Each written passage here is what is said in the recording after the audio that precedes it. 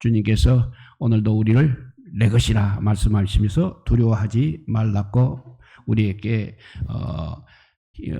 용기를 주었습니다. 우리 인생의 참 기쁨은 뭐니 해도 주님 안에 있을 때일 것입니다. 주님 안에 우리가 살지 않는다면 항상 근심하는 삶이 될 것입니다. 아무리 높은 위치에 있어도 늘 그 마음은 불안하기만 할 것입니다. 그러나 주 안에 있을 때 우리는 어디에 있든지 무엇을 하든지 안식과 평안을 누릴 수가 있는 것입니다. 그래서 우리는 늘 주 안에 있어야만 하는 것입니다. 신앙은 무엇이겠습니까? 신앙이 무엇이겠습니까? 주님만 바라보고 주님만 의지하고 주님께 모든 것을 맡기는 것이 신앙인 것입니다. 우리가 믿고 섬기는 우리 하나님은 참으로 좋으신 하나님이십니다. 말 그대로 사랑의 하나님이시요 용서의 하나님이시고 또 치료의 하나님이십니다. 하나님의 사랑으로 우리가 택함을 받아 구원을 받아서 마침내 하나님의 자녀가 되었습니다. 그래서 만입이 있어도 그 입 다 가지고 우리는 주님의 은혜를 다 찬양할 수가 없을 것입니다. 그런데 문제는 그런 큰 은혜를 받고도 우리가 많이 감사하지 아니하고 있다는 사실입니다. 오히려 주님의 뜻을 거역하고 불순종의 길을 가고 있기도 하는 것입니다. 그래서 죄를 짓게 되고 불의를 행하고 또 방탕한 삶으로 살아가기도 하는 것입니다. 하나님께서는 그때마다 우리를 보시고 매우 근심하십니다. 하나님은 우리에게 항상 은혜를 주시고 보호하시고 인도해 주시는 분이십니다. 그러므로 우리가 이 놀라운 은혜에 감사하며 충성을 다하여야 하겠습니다. 구약시대에는 이스라엘이 택한 백성이었습니다. 그런데 신약시대에 와서는 예수님을 믿는 우리가 바로 영적 이스라엘인 것입니다. 택한 백성이라는 말씀이 되겠습니다. 그래서 내가 믿는 하나님이 바로 나를 창조하신 분이십니다. 하나님께서 우리를 정말 존귀하게 창조하셨습니다.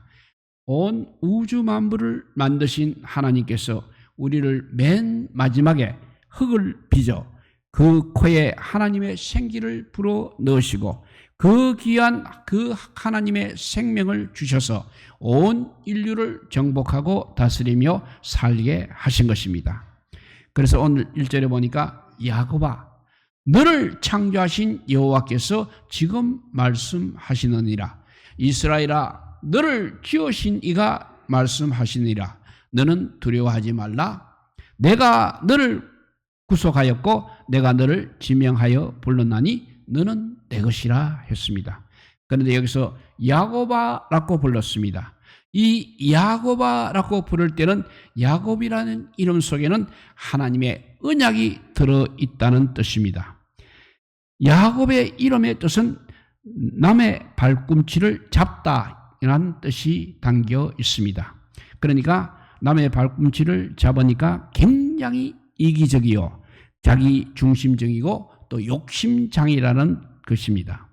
야곱은 형 에서의 장자권을 빼앗기 위해서 아버지를 속이고 대신에 또 축복을 가르쳐서 형과 원수가 된 그런 사람이었습니다.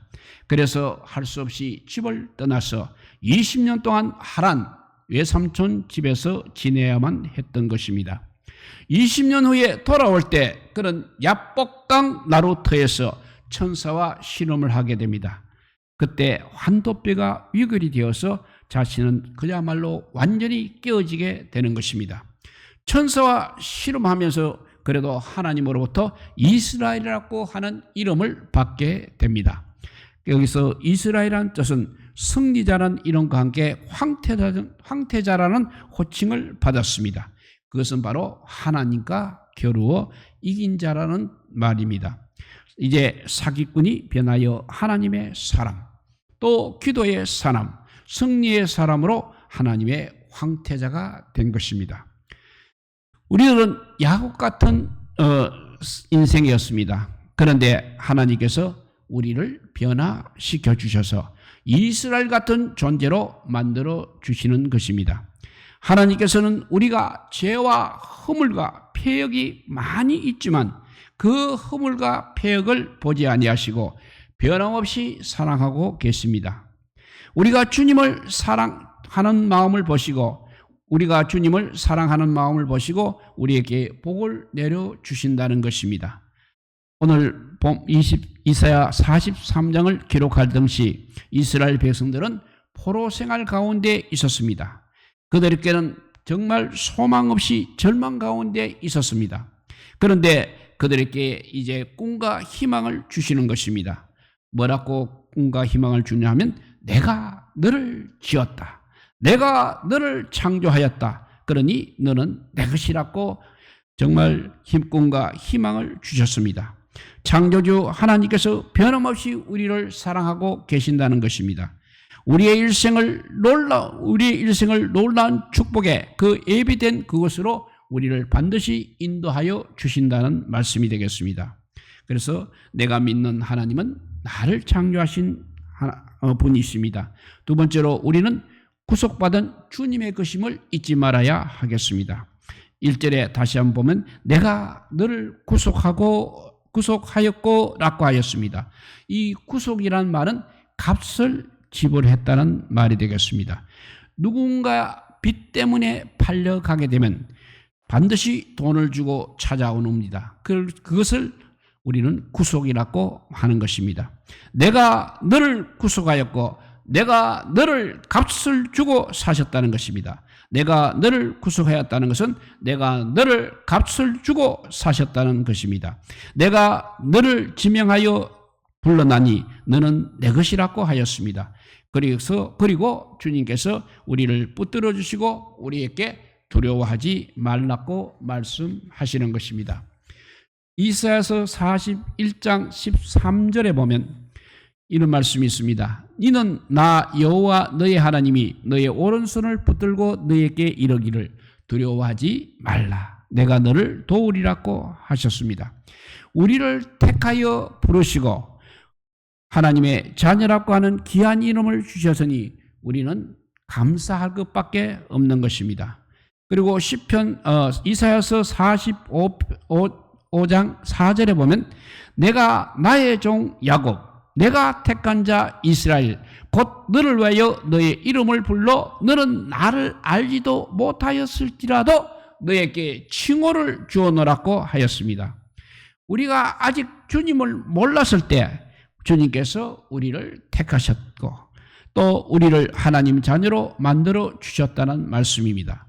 우리가 죄 가운데 있을 때 우리 모든 죄를 대신하여 예수님께서 십자가에 달려 죽게 하시고 우리 죄의 값을 지불하시고 우리를 대속하셔서 우리를 하나님의 자녀로 만들어 주신 것입니다. 그래서 우리는 첫째도 감사요, 둘째도 감사요, 마지막도 감사이어야 한다는 것입니다. 찬송가 419장 주 날개 및 이 찬송을 지으신 분은 윌리엄 쿠십 목사님입니다. 쿠십 목사님이십니다. 이 목사님이 고난 가운데 이 찬송을 지었습니다.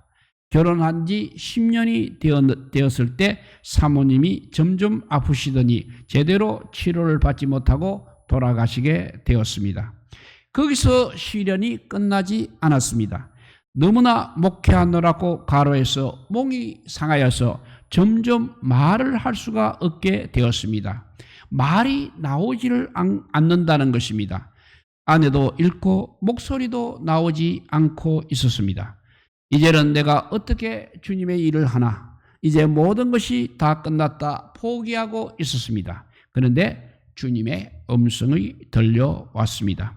너는 내 것이다. 말을 못하는 이슬도 병든 너의 몸도 모두 나의 것이다. 내가 너를 지명하여 불렀나니 나의 사랑하는 아들을 십자가에서 피 흘려 죽게 하시면서까지 내가 너를 값주고 샀노라고 하는 음성을 듣게 되었습니다. 그때 환난 가운데 주님의 날개 아래 거하지 못하고 낙심하고 절망하던 모습을 회개하면서 펜을 들어 시를 지어서 맞는 것이 바로 주 날개 및 찬송입니다. 힘들고 어려워도, 슬프고 괴로워도, 피곤하고 지쳐도 주님의 날개 아래 거하시는 우리 모두가 되시기를 바랍니다. 십자가 아래 거하시는 우리 모두가 되시기를 바랍니다.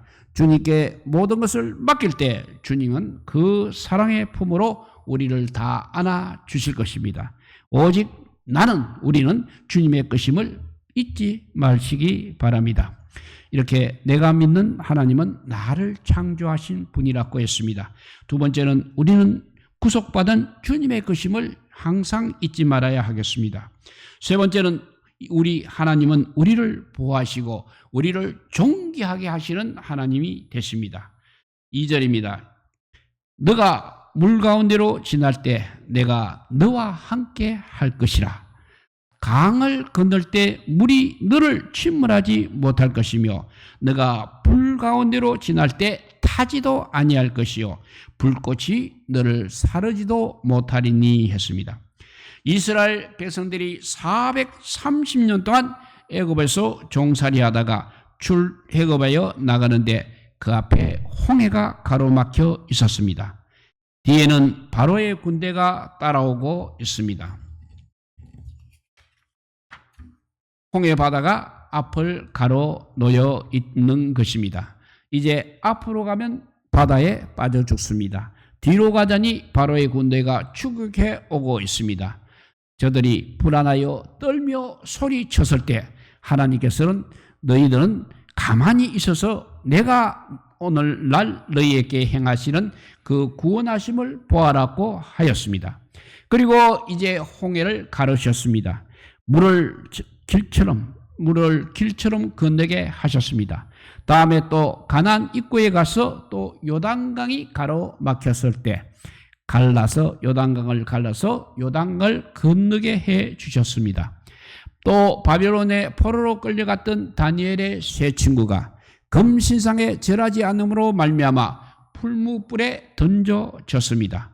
평소보다 7배를 뜨겁게 하는 바람에 그를 붙들고 간 군사들이 오히려 다 타 죽었습니다.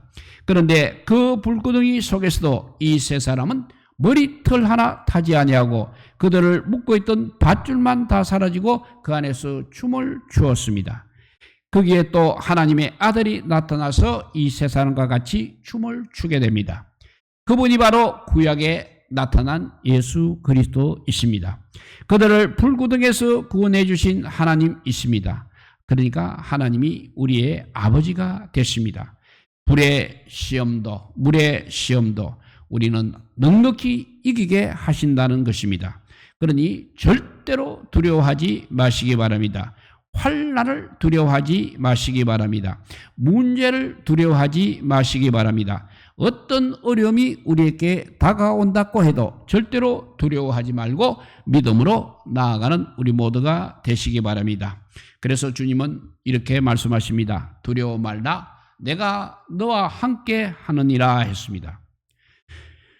시련하면 또 다윗이 말하지 않을 수가 없습니다. 다윗은 위대한 민족의 영웅이 되고 난 다음에 사울 왕의 시기와 질투로 말미암아 오히려 도망자의 신세가 되었습니다. 다윗을 죽이려고 3,000명의 군사를 풀어서 죽이려고 해서 다윗은 도망다니는 신세가 되었습니다. 다윗이 일생을 살면서 항상 주님이 주신 은혜를 생각하며 뒤돌아보며 지은 시편이 바로 지은 시편인 23편 4절에 다윗은 이렇게 고백을 하고 있습니다. 내가 사망의 엄침한 골짜기로 다닐지라도 해를 두려워하지 않을 것은 주께서 나와 함께 하심이라고 하였습니다. 얼마나 감사한지 모르겠다는 것입니다. 왜냐하면 주님께서 나와 함께 하시기 때문입니다. 또 여호수아가 가나안 땅을 들어갈 때도 두려움이 있었습니다. 여호수아가 40년 동안 섬겼던 모세가 이제 세상을 떠났습니다. 이제 여호수아가 이스라엘의 지도자가 되어서 가나안 땅을 들어가야 됩니다. 그런데 두려운 마음이 있었던 것입니다. 그래서 주님께서 말씀을 주십니다. 여호수아서 1장 9절 말씀입니다.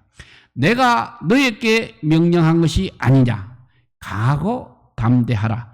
두려워하지 말며 놀라지 말라. 너가 어디로 가든지 너의 하나님 여호와가 너와 함께 하느니라고 하였습니다. 그리고 신약 성경 히브리서 13장 5절과 6절에도 보면 내가 결코 너희를 버리지 아니하고 너희를 떠나지 아니하리라 하셨느니라. 그러므로 우리가 담대히 말하되 주는 나를 돕는 이시니 내가 무서워하지 아니하겠노라. 사람이 나에게 어찌하리요라고 하였습니다. 주님께서 절망 중에 또 고통 중에 슬픔 중에 우리를 붙들어 주시며 우리를 일으켜 주십니다. 우리를 반드시 보호해 주십니다. 우리를 주님께서 예비하신 축복의 길로 인도해 주실 것입니다. 출애굽기 19장 4절을 보면 우리를 얻고 가신다는 그런 표현이 나오고 있습니다. 읽어보면 내가 애굽 사람에게 어떻게 행하였습니까? 내가 어떻게 독수리 날개로 너희를 업어 내가 내게로 인도하였음을 너희가 보았노라 했습니다. 그러니 우리는 감사할 것밖에 없는 것입니다. 왜냐하면 주님이 우리를 너무나 사랑하시기 때문입니다. 그래서 우리는 첫째도 감사요, 둘째도 감사요, 세 번째도 감사뿐인 것입니다. 오늘 본문 이사야서 43장 4절에 보면 너가 내 눈에 보배롭고 존귀하며 내가 너를 사랑하였다고 하였습니다. 그리고 너는 내 눈에 보배롭고 존귀하다라는 말이 되겠습니다. 공동 번역에는 이 말씀을 너는 눈에 넣어도 아프지 않을 나의 귀염둥이 나의 사랑이다 이렇게 공동 번역에는 그렇게 기록되어 있습니다.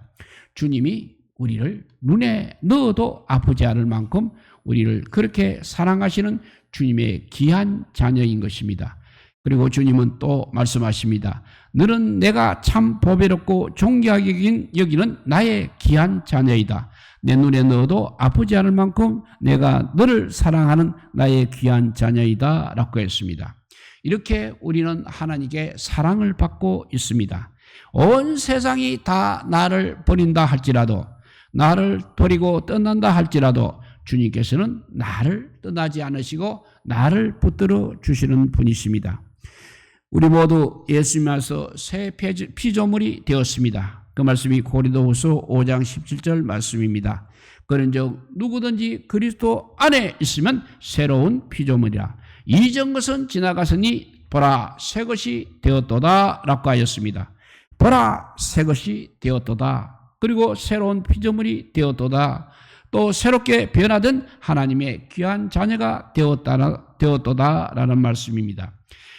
우리가 누구인지를 베드로전서 2장 9절은 이렇게 말씀합니다.